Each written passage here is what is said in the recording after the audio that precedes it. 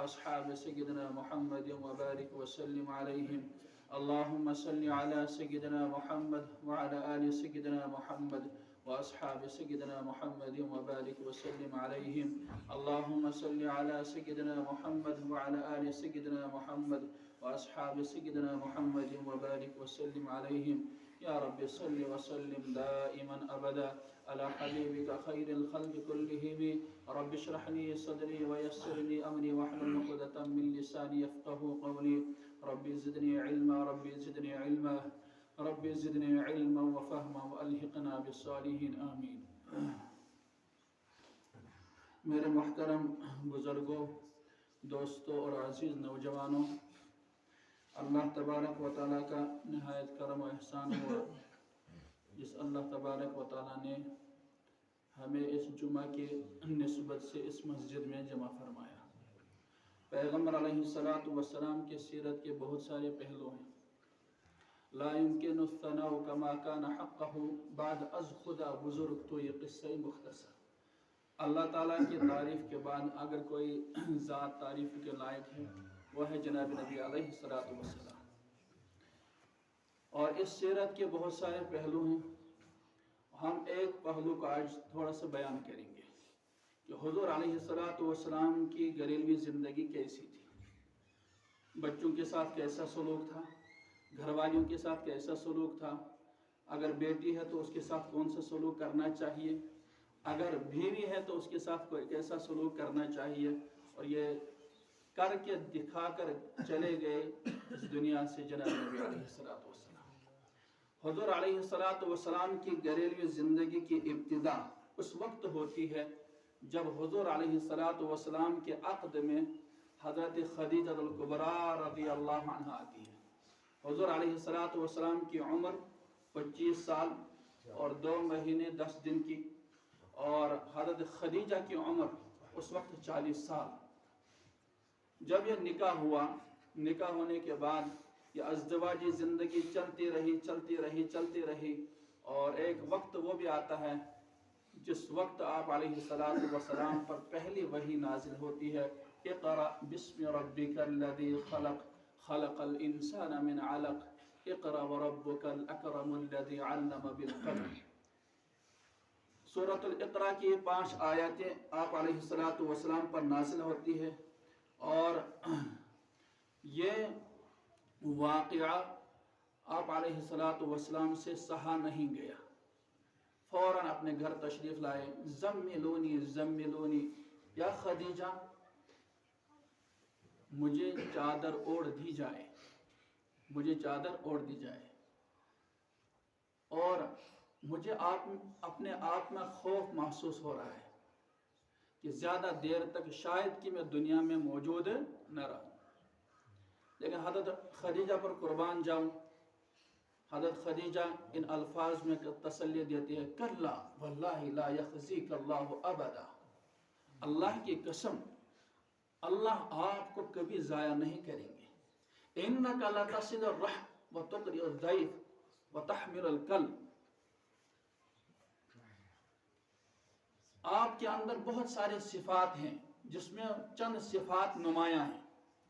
Number 1، آپ مہمانوں کی تکریم کرتے ہیں، مہمان نواز ہیں، آپ مہمانوں کی عزت کرتے ہیں، اور جو رشتہ آپ سے رشتہ توڑنا چاہتا ہے آپ جوڑنا ہی چاہتے ہیں.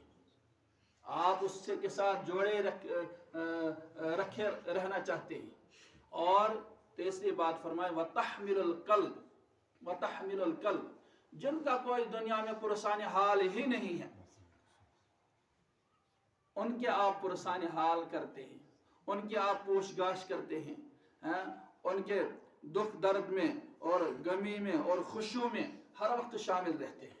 آپ کے اندر یہ صفات ہیں. کلا واللہ لا یخزیک اللہ ابدا.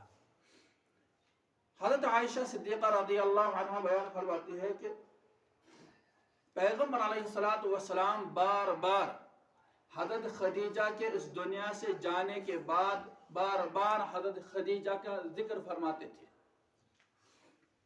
اور کبھی کبھار کسی بھیڑوں کو یا بکری ذبح کر کے پھر حضرت خدیجہ کی جو سہیلیاں تھیں ان کے گھر بیچ دیا کرتے تھے وہ گوشت وغیرہ، اور بار بار تذکرہ فرماتے تھے، اور میں یہ کہتے تھے یا رسول اللہ صلی اللہ علیہ وسلم وہ بھوڑی آپ کو ابھی بھولی نہیں، وہ بھوڑی آپ کو ابھی بھولے نہیں۔ حضرت رسول اللہ صلی اللہ علیہ وسلم جواب میں فرماتے تھے کانت الخدیجۃ فکانت، کانت الخدیجۃ فکانت، خدیجہ بھولنے والی چیز ہے، خدیجہ بھولنے والی چیز ہے، بخاری شریف کے اندر روایت ہے۔ پھر فرمایا کہ دو اشخاص ایسے ہیں جنہوں نے دنیا کے اندر میرے ساتھ احسان کیا، میں نے ان کے احسان کا بدلہ دنیا ہی میں دے دیا، لیکن دو اشخاص ایسے ہیں ان کے احسان کا بدلہ میں دنیا میں نہیں دے سکا، سوائے یہ کہ اللہ تبارک و تعالیٰ کی ذات ایسی ہے وہ ان کے احسان کا بدلہ آخرت میں دے دیں گے۔ مردوں میں حضرت ابوبکر صدیق رضی اللہ عنہ، اور خواتین میں حضرت خدیجہ کبریٰ رضی اللہ عنہا۔ یہ وہ خاتون تھے جس نے اپنا پورا جسم اور پوری جان اور اس کے بعد پورا مال آپ علیہ السلام پر نچھاور کر دیا۔ کیا قربان جاؤں آپ علیہ السلام پر۔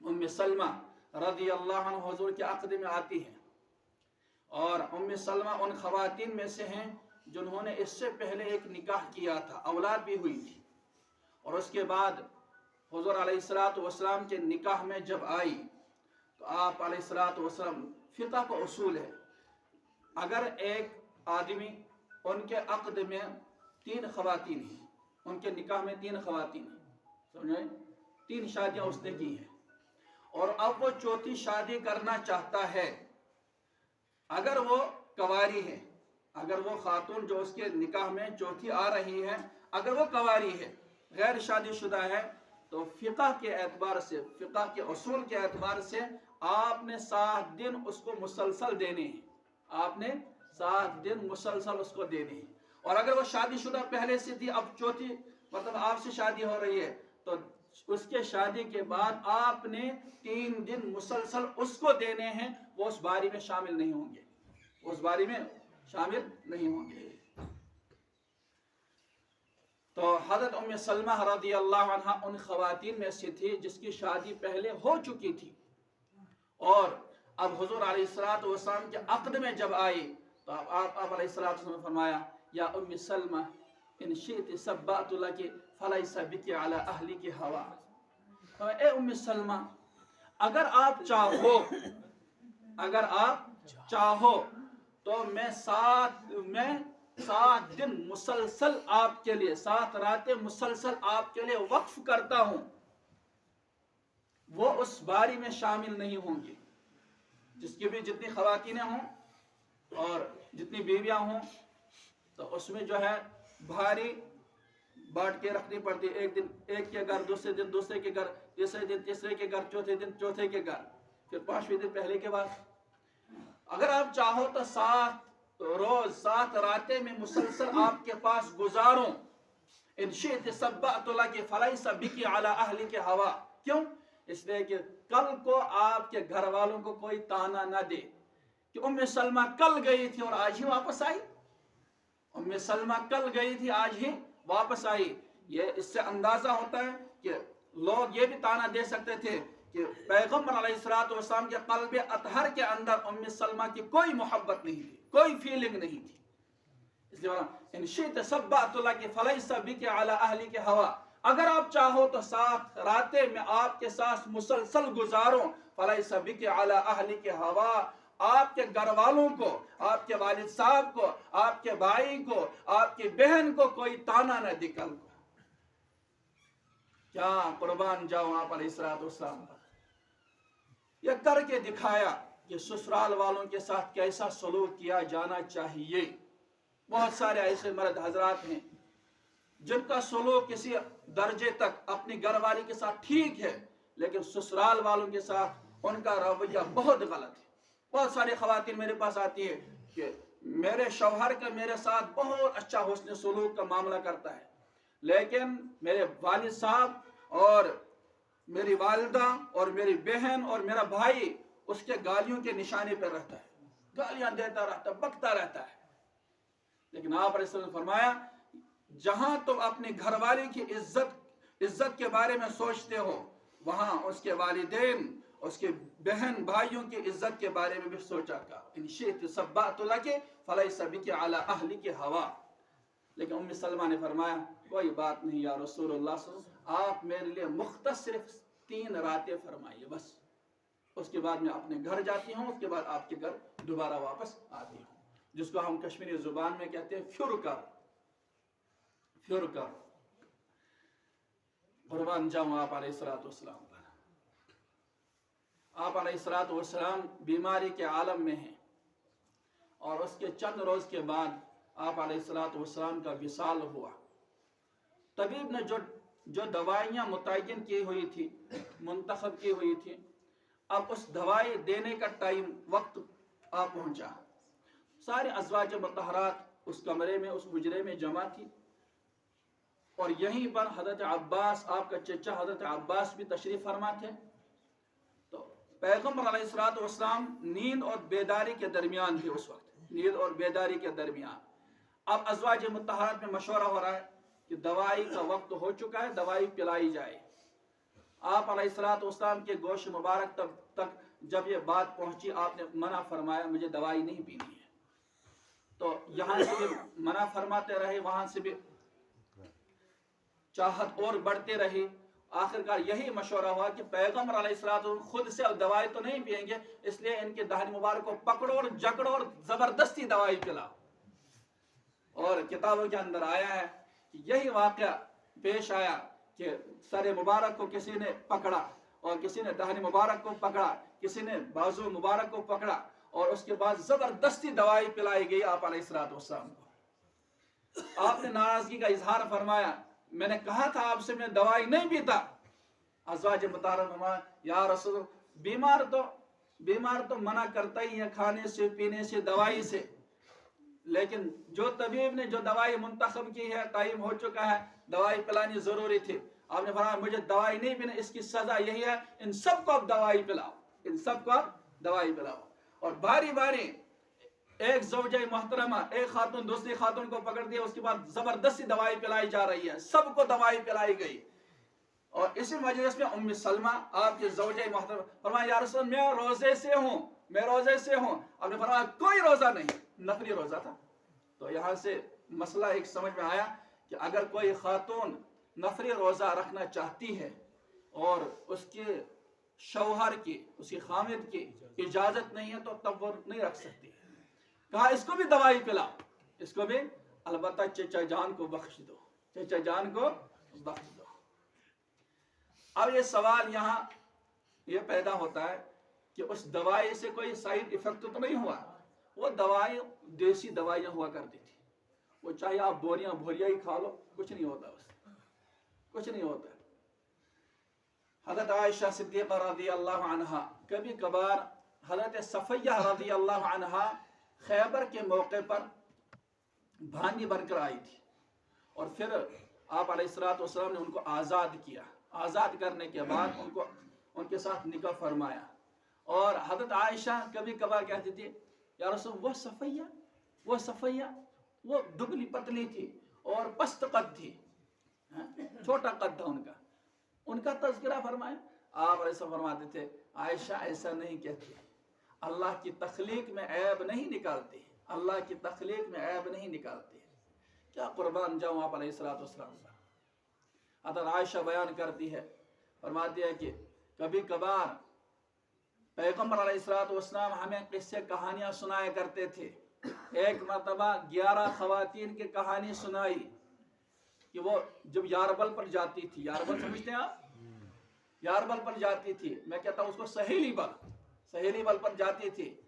وہاں جب ان کی ملاقات ہوتی تھی، پھر باتیں بھی ہوتی تھی آپس میں، اور ایک دن ان کے درمیان مذاکرہ ہوا اس بات پر کل کو ساری خواتین اپنے شوہروں کی اچھائیاں بھی بیان کریں گی اور برائیاں بھی بیان کریں گی، قسم کھا رکھی تھی کل کو جب وہ ساری خواتینیں ملی آپس میں، سب نے کہا، ایک نے کہا میرا خامد جو ہے دبلا پتلا ہے، ایک نے کہا وہ ٹھینگنا سا ہے، تیسرے نے کہا میرا جو ہے خامد جو ہے جب گھر میں داخل ہوتا تو کھاتا ہی رہتا ہے، ہمارے لیے کچھ نہیں چھوڑتا، ہمیں دوبارہ وہ چیزیں بنانی پڑتی ہیں۔ الغرض سب نے اپنی کہانی بتائی۔ اس مجلس میں ایک خاتون تھی، ان کا نام ام زرعہ تھا۔ کیا تھا؟ ام زرعہ۔ وہ کہتی ہے کہ میں اپنے گھرانے کے اعتبار سے، جہاں میں پیدا ہوئی تھی، اس گھر کے اعتبار سے میں غریب گھرانے سے تعلق رکھتی تھی، اور ہمارے ہاں بچھونے کے لیے، اوڑھنے کے لیے کچھ نہیں ہوا کرتا تھا، نہ مکان، نہ کوٹھا، کچھ نہیں، کھانے کے لیے کوئی چیز میسر ہی نہیں۔ لیکن جب ابو زرعہ مجھے نکاح کر کے اپنے گھر لے آئے، میرے سرد گرم کا انتظام رکھا، اوڑھنے بچھونا کا انتظام رکھا، بہترین مکان مہیا کیا، اور اس میں گاؤ تکیے لگائے، میرے سواری کا انتظام کیا، جب میں بیمار ہوتی ہوں تو وہ تڑپ جاتے ہیں، بہت ساری خصوصیات بیان کی۔ اس کے بعد حضرت نبی اکرم صلی اللہ علیہ وسلم حضرت عائشہ سے فرماتے ہیں، عائشہ میں آپ کے لیے ابو زرعہ جیسا ہوں، میں آپ کے لیے ابو زرعہ جیسا ہوں، قربان جاؤ آپ حضرت عائشہ پر۔ حضرت عائشہ فرماتے ہیں میرے ماں باپ آپ پر قربان، ابو زرعہ کہاں اور آپ کہاں، آپ کا تو احسان ہمارے ساتھ اس سے کہیں حد درجہ بہتر ہے، کہیں حد درجہ بہتر ہے، ابو زرعہ کہاں اور آپ کہاں۔ پیغمبر علیہ السلام نے فرمایا خیرکم خیرکم لأہلہ وانا خیرکم لأہلی، تم میں سے بہترین انسان وہ ہے جو اپنے گھر والوں کے ساتھ حسن سلوک کا معاملہ کرے، اور تم سب میں اس لیے میں بہتر ہوں، میں اپنے گھر والوں کے ساتھ حسن سلوک کا معاملہ کرتا ہوں۔ ایک مرتبہ کوئی خادم دروازے سے اجازت چاہی، حضرت اجازت ہو، آپ نے اجازت دے دی، پہلے میں کچھ کھیر سی بنی ہوئی تھی اور پیش کیا آپ علیہ السلام کو۔ حضرت عائشہ دیکھ رہی تھی پیالے میں کوئی چیز آ رہی ہے، تو کہا یہ کیا ہے؟ کہا کھیر ہے، فلاں گھر میں یہ کھیر بنی ہوئی تھی، زوجہ محترمہ کے ہاں کھیر بنی ہوئی تھی۔ تو اس نے گوارا نہیں کیا اور کہا کہ پیغمبر علیہ السلام بھی تناول فرمائے اور ہم بھی تناول فرمائے۔ حضرت عائشہ نے وہ پیالہ اس خادم سے، اس نوکر سے، اس کے ہاتھ سے چھین کر زمین پر دے مارا۔ کہا اچھا میرے گھر میں ہوتے ہوئے یہ مہمان نوازی، یہ کیسی مہمان نوازی؟ اب سوکنوں میں وہ آپس میں ہوتی رہتی ہے۔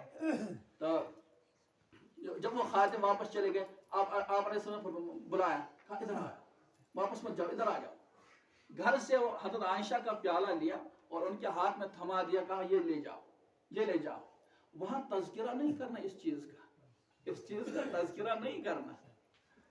اور سارے گھروں میں ایک جیسے پیالے ہوا کرتے تھے، اور واقعہ جو ہوا سو ہوا، نہ اس گھر والی کو بھی پتہ نہیں چلا کیا واقعہ ہوا ہے، کیا واقعہ ہوا ہے۔ یہ تھی آپ علیہ السلام کی گھریلوی زندگی، گھر والیوں کے ساتھ کیسا سلوک تھا۔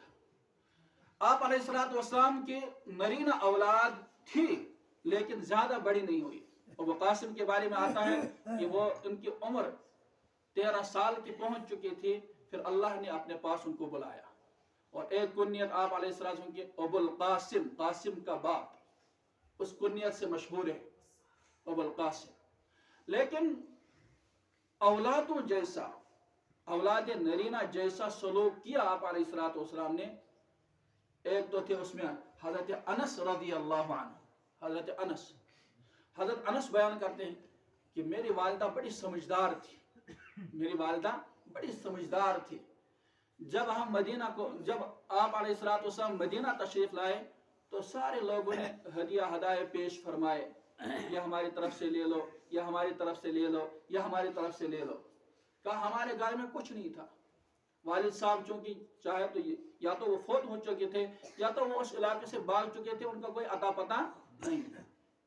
لیکن میری والدہ نے میرا ہاتھ پکڑ کے آپ علیہ السلام کے سامنے کر دیا، فرمایا یا رسول اللہ صلی اللہ علیہ وسلم، میرے پاس ہدیے کے لیے کوئی چیز نہیں تھی جو میں آپ کو دوں سوائے اس لڑکے کے، میں آپ کے ہدیے میں دیتی ہوں، میں آپ کے ہدیے میں دیتی ہوں۔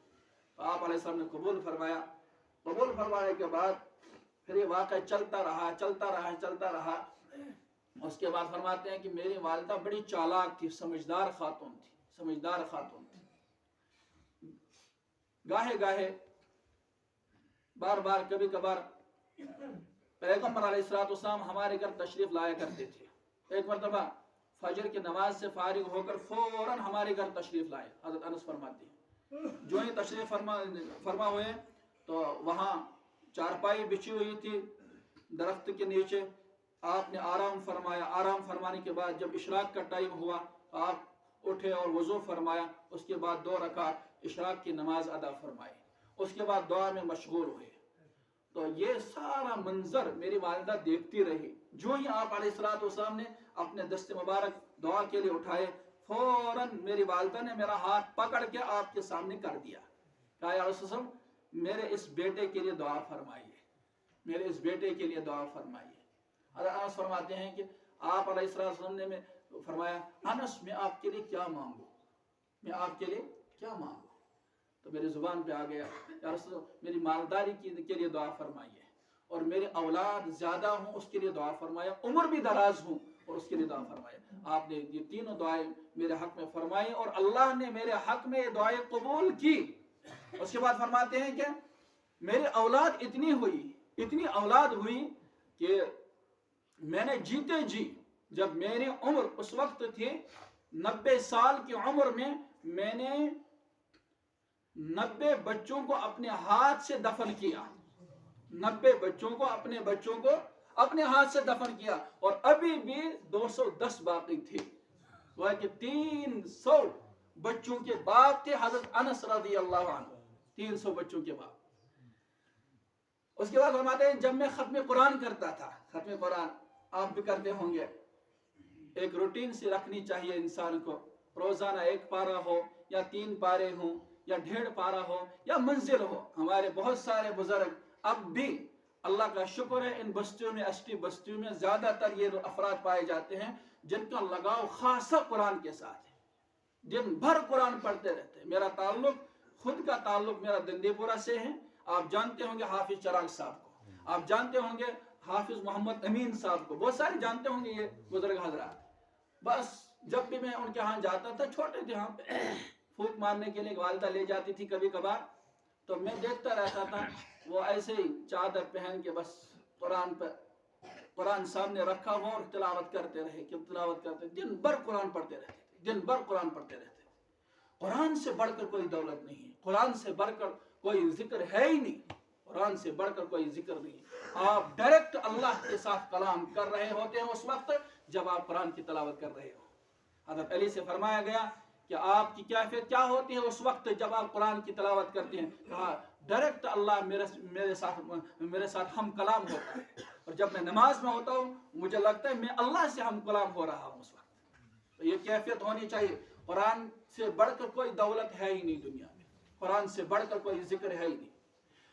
تو کہتے ہیں کہ میں نے ایک روٹین رکھی ہوئی تھی, جب بھی میں ختم قرآن کرتا تھا, قرآن مجید مکمل کرتا تھا, اس وقت میں اپنے گھر والوں کی دعوت کیا کرتا تھا. اس دعوت میں کم و بیش 300 افراد جمع ہوتے تھے.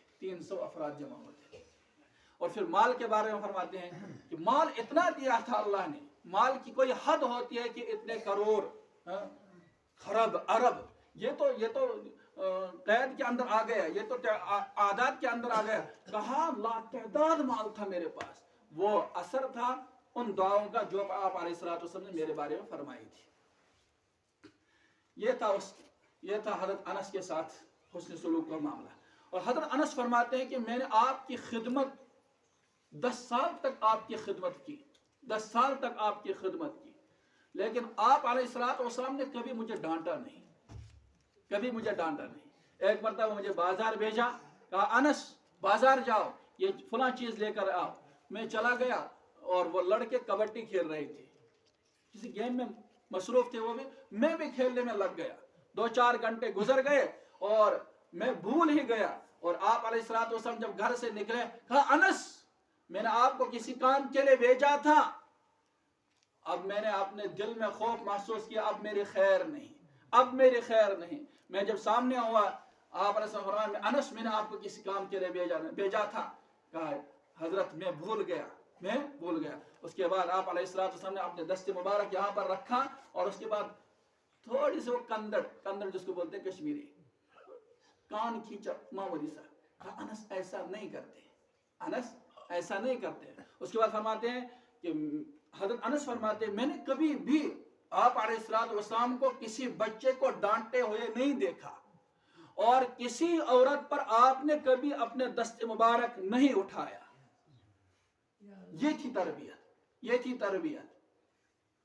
آج کل کے بچے جو ڈرگسوں میں مبتلا ہیں, مختلف خرافات کے اندر مبتلا ہیں, اس کے پیچھے یہی راز ہے کہ والدین اپنے بچوں کو اپنے سے دور کرتے ہیں, اپنے بچوں کو دور کرتے ہیں. ایک عمر آتی ہے بچوں کے لیے جس وقت ان کو اس دوست کی ضرورت ہوتی ہے جس کو اردو میں کہتے ہیں جگری دوست. اب جگری دوست سے دوست ہر کوئی راز و معروض کی باتیں بھی کرتا ہے, اونچ نیچ کی باتیں بھی کرتا ہے. اب جب والد صاحب اپنے حساب سے سوچتا ہے میں مولانا صاحب ہوں, میں انجینئر صاحب ہوں, میں ڈاکٹر صاحب ہوں, میں چودھری صاحب ہوں, سمجھا, تو وہ سمجھتا ہے میں اس لیول پر آ کر اپنے اولاد سے کیسے بات کروں, یہ تو میرے منصب کے خلاف ہے, میرے مقام کے خلاف ہے. یہ اس کی بڑی غلط فہمی ہے. کچھ ایسی چیزیں زندگی میں آتی ہے جس کو ٹین ایج کہا جاتا ہے.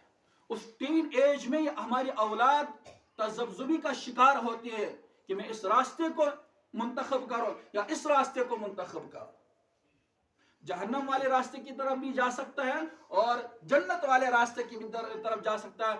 اگر جنت کے راستے کی طرف جانا چاہے اس کے لیے ضرورت ہے اس بات کی کہ والد صاحب اپنے بچے کو فرینڈشپ کے طور پر لے لے, والدہ اپنی بچی کو سہیلی کے طور پر لے لے, پھر یہ کام بن سکتا ہے. ورنہ وہ وقت دور نہیں ہے جب ہمارے بچے باہر نکلتے ہیں تو کہیں پر وہ ہاتھی اور کہیں پر بھیڑیے اور کہیں پر درندے منہ کھولے ہوئے, کب ان کا شکار کیا جائے.